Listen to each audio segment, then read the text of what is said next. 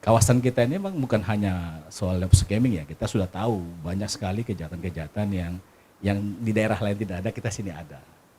Ya, kita tahu misalnya seperti hal yang kemarin kita ya, Polda juga membongkar soal PMI, ya kemudian juga soal narkoba yang kadang-kadang kita terkejut-kejut di tetangga kita ternyata dia punya ini apa namanya, jadi tempat pabrik sabu yang kemarin di Sukajadi, kemudian di daerah apa satu lagi.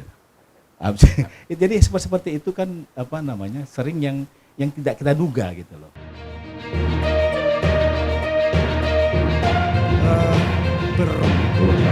Sebenarnya kita itu punya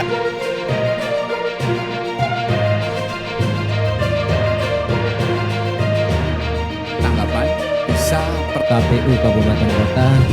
Kalau dia pakai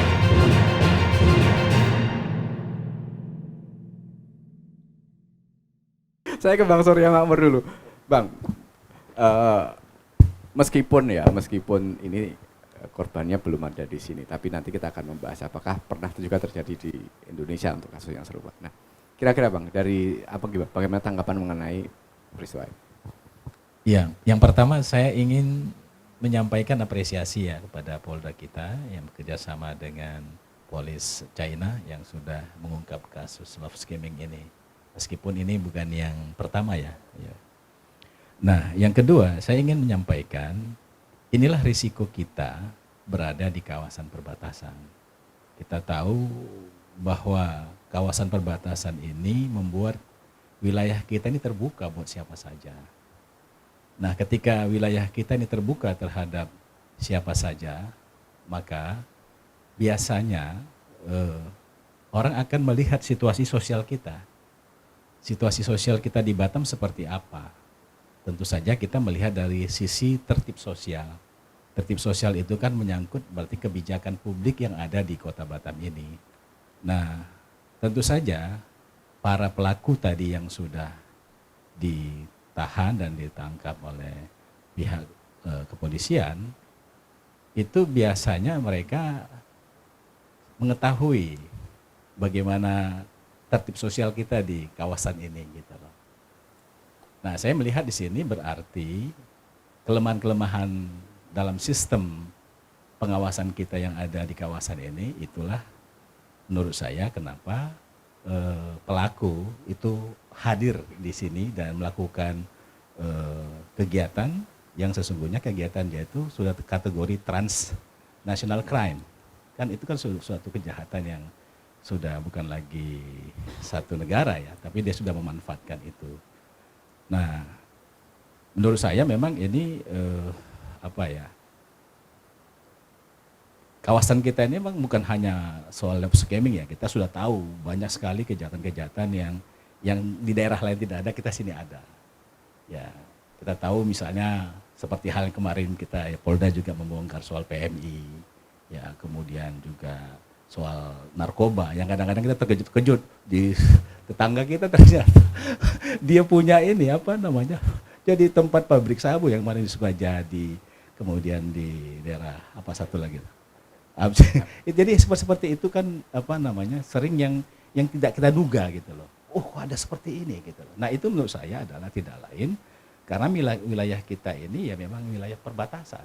Jadi wilayah perbatasan ini risikonya memang transnational crime itu memang sesuatu yang jadi rawan ya. Saya kira itu bahasa yang menurut saya lebih tepat ya. Jadi kerawanan ini ternyata terbukti sampai love scamming pun di Batam dijadikan sebagai tempat untuk melakukan kejahatan itu. Nah, maka menurut saya ini karena ini soalnya transnasional, maka menurut saya kebijakan yang harus ditempuh itu memang tidak bisa hanya kita lokal. Karena ini sudah betul itu. Jadi langkah pertemuan Pak Kapolri dengan Kapol Cina ya, Kapolri Cina di kemarin di Labuan Bajo itu adalah langkah yang tepat. Nah, oleh karena itu menurut saya kebijakan yang ada di sini ini ya memang tidak terlepas dari kebijakan pemerintah, dalam arti adalah Jakarta. Nah, oleh karena itu kita di sini juga sebetulnya mungkin ya tertib sosial kita itu memang perlu dihadirkan. Saya kira saya belum pernah mendengar memang ya ada satu peraturan daerah kita di sini soal tertib sosial itu. Bagaimana penguatan sistem sosial kita, kekerabatan kita di Batam ini memang harus harus ada satu semacam payung hukum gitu loh. Jadi harus ada regulasi untuk itu supaya ke depan kita ini sebagai masyarakat ini ya punya ada kesadaran bersama gitu. Ini kan persoalannya kan kita juga di masyarakat ini kan kita saya kira kata-kata cuek itu tepat gitu. Artinya memang kita hari ini nggak peduli bahwa sistem sosial kita hari ini keamanan kita juga ya itu juga longgar. Sebetulnya kan kita kan ini selama ini kan kurang aware, kurang ada kepedulian untuk melihat bahwa kita ini sebetulnya menjadi sorotan para kejahatan yang di luar sana yang untuk melihat Batam ini sebagai salah satu tempat. Jadi tempat untuk melakukan apa saja yang bisa dilakukan untuk melakukan kejahatan-kejahatan. Nah, oleh karena itu saya pikir ke depan kalau misalnya hal-hal yang seperti ini sudah banyak kita lihat, maka tidak ada salahnya kita melahirkan satu produk baru di mana peraturan daerah itu bisa mendukung kebijakan nasional. Karena bagaimanapun tadi kan saya katakan bahwa ini tidak bisa hanya diurus oleh kita yang ada di Kota Batam. Ini kebijakan adalah sebuah kebijakan yang memang diambil oleh pusat. Dan kita di daerah ini bagaimana membangun satu kesadaran dalam hal untuk menjaga tertib sosial kita. Kalau kita di Batam ini kan sangat longgar ya. Itu mungkin risiko juga bahwa kita ini sudah berkembang menjadi sebuah kota yang katanya kota modern atau kota baru ya. Ya. Saya dengar ada kota baru itu. Nah, oleh karena itu menurut saya inilah sebuah tantangan kita ke depan di Batam, dan saya pikir memang seluruh stakeholder itu harus punya satu kepedulian bersama, harus punya satu awareness yang bersama sehingga kita tahu mengantisipasi hal-hal seperti ini ke depan gitu.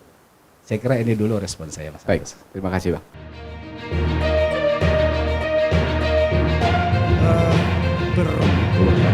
Sebenarnya kita itu punya